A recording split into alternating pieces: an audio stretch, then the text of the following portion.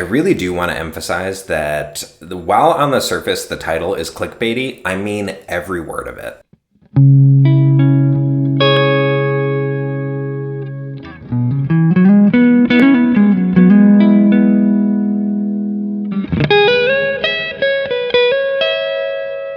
Hello everybody, my name is Austin. Welcome back to the channel. If this is your first time seeing my face, then hello. I do guitar stuff on the internet. If this is not your first time seeing my face, please subscribe to the channel. You know, I'm having fun doing this. I would like to keep doing this, and I would like to be, in this sphere where brands kind of recognize me and I don't have to necessarily pay for every single thing that I talk about. But having subscribers helps me out a lot on the back end of things, so if you could. And if you're over on TikTok, and if like me you spend probably an hour and a half a day just like swiping your brain cells away, feel free to follow me over there. I spend a lot of time on TikTok and, we have fun. I like to think I'm a good follow. But per the title, today we're talking about what I truly, in my heart of hearts, believe is probably the best and least talked about guitar that's ever come out of the PRS SE factory. And that is the Zach Meyer signature. So this is where it gets complicated because there's been 3 Zach Meyer signatures and there's another one on the way. I don't think we know any specs about it yet, but this is the 3rd iteration, I think. No, I'm sorry. This is the 2nd iteration. I got it confused with the 3rd iteration, which looks similar, but is blue. So this is the 2nd iteration that ran in like the mid-2000s to the late 20-teens. Up here we have the headstock, and it came in 2 colors, right? The first is a sunbursty color, and then this one is Trampus green. Both were flame tops. And I'm normally not like a flame toppy guy. Yeah, I just tend to not gravitate toward them. Even on my Les Paul I did a video about. I paid $2,000 for this Les Paul because of the wood grain in it, not necessarily the flame. But oh my God, I think this looks so good. So this is Trampus green. Your knobs, they went with clear, which I think really it lends itself to not taking away from the color or the top at all. But look at that, man. I just think for a budget guitar, it looks so good. Ugh. Now, if you know this guitar and you're just watching this to like reinforce your decision that you already want one, you'll have noticed these came from the factory with like PRS's, like a set of Zebra in-house pickups. These are not those. So we'll talk about it when we get there. Per usual, we'll start at the top. Up here, we have our normal headstock that I was going to say that we have come to love and appreciate, but I don't think that's true for everybody. Turns out quite a few people hate it. Ha! But we have our vintage style tuners up here. Your truss rod cover just says PRS. And if we zoom in, the only indication that this is a signature is right up there. It says Zach Meyer's. It's kind of small. I don't like necessarily when signature models are like so over the top with somebody else's name on it. That feels weird to me. But this is not that. Fingerboard, and this is kind of dry right now, so if it looks orangey to you, it's because I haven't oiled it yet. But we have a rosewood fingerboard with our birds. Got medium jumbo frets. And the back of the neck is actually a satin finish. It's not like it's the kind of satin where it is sprayed on. You can tell it's sprayed on satin, but it's not the like so over the top matte that it feels like almost grippy in its own way. It feels like a really smooth, well done, purposeful satin, and that's the only satin on the guitar. The neck profile which is another reason that I gravitated toward this guitar when it was hanging in the store, outside of the pickups, which we'll talk about. It's like a C shape. You know, I don't tend to dig on the Paul Reed Smith neck profiles for their like custom 24 or custom 22. They're a little skinny for me. They're kind of wide and skinny. This feels like almost actually identical to the modern C that Fender does and has been doing since 2019, whenever the first Player series came out. Feels almost identical to that. So weirdly enough, Even though the radius, I'm pretty sure the radius is, their normal radius that they do. It's not like a Fender radius or anything, but the neck profile feels like just a good round medium C, kind of on the slimmer side. We're not talking Gibson here, but feels good. It's good C. Now we're coming down to the body, the pretty body, which, oh, sorry, I forgot to mention.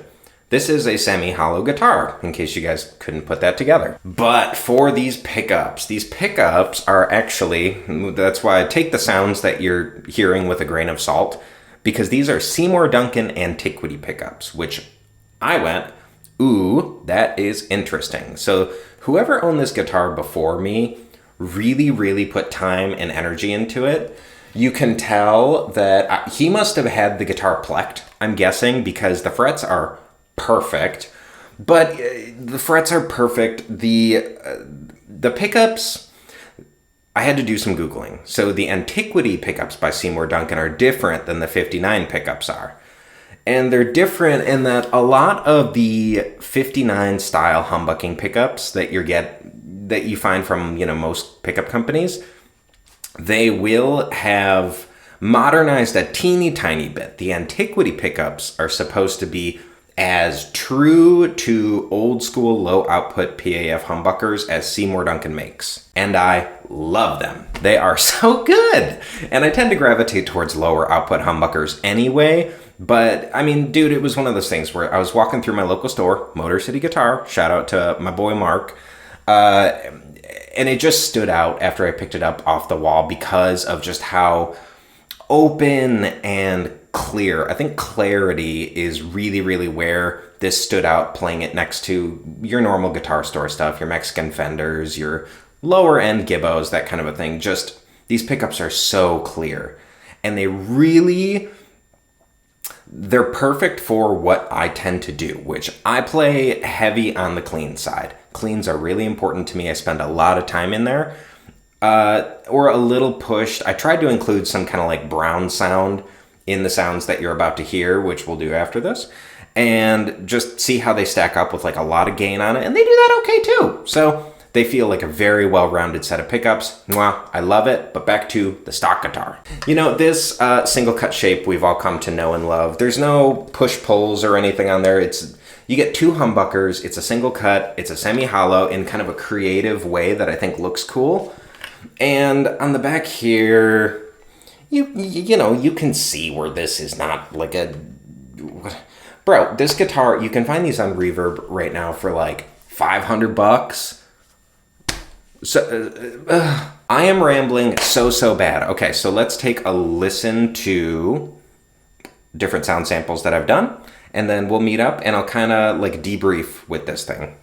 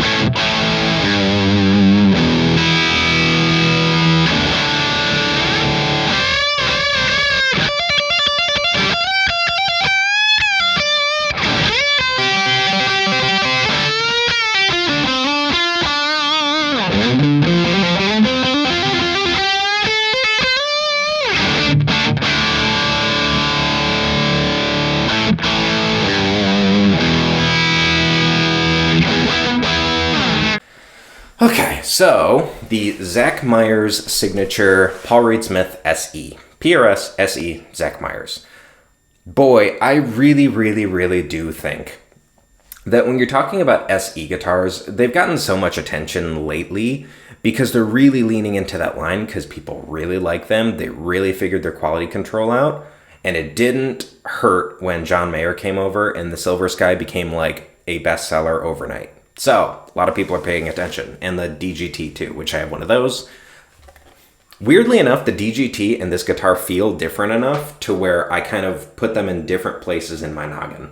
So, who's this for, right? The stock pickups that you're going to get are going to be a little less clear than these are. They're going to be a little higher output than these are. So they should theoretically get a little less fuzzy when you're putting gain on it than these do. I can hear kind of fuzzy. These lose clarity really quickly the more you put gain on them because they're not really for that. Do I think that's a bad thing? No, I don't. I think that that kind of makes them a better, overall pick for most players. Most players play more with gain than I do. But the guitar itself, I think the neck shape is so comfortable. I think it's super, super unique with the semi-hollow aspect of it. I think this color and this top is so unique. And I just keep coming back to like, whether or not people realize it, I think a lot of people shop with their eyeballs, particularly guitar players, and then go to insane lengths to try and justify that they're not shopping with their eyeballs. Oops, I know I'm guilty of it too. But I really, really think that this is one of the best looking guitars that is ever hung on my wall. And I think whether or not we like to acknowledge it, I think that matters a lot. I mean, it jumped out at me in the store. It jumps out at me every time I walk in this room. And when something jumps out and I go, oh, that's really pretty, I tend to pick it up and play it more. So I think there is an inherent enormous amount of value in you thinking a guitar is pretty or looks cool or whatever you want to say. So in conclusion, I think you can get these used on Reverb. There's no Sweetwater links this week because they stopped making this guitar like 7 years ago or something. I'm not sure. I think this is one of the best looking guitars to ever come out of the PRS SE factory. I think it plays great. I think it has a neck shape that more people are going to be used to as opposed to the like traditional PRS neck cut. I think if you're really, really into the way this looks like I am, then putting in a new set of pickups is totally worth it and makes complete sense.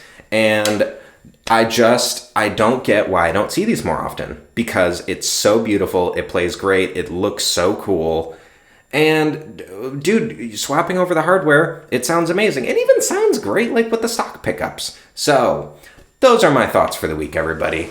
I cannot believe I found one of these. I can't believe I don't see them more. I can't believe I don't hear more people talk about them. But if you ever come across in your travels a Paul Reed Smith Student Edition Zach Myers signature, I would highly, highly recommend. So that's it, everybody. Do you have one of these? Let me know in the comments if you are into it as much as I'm into it.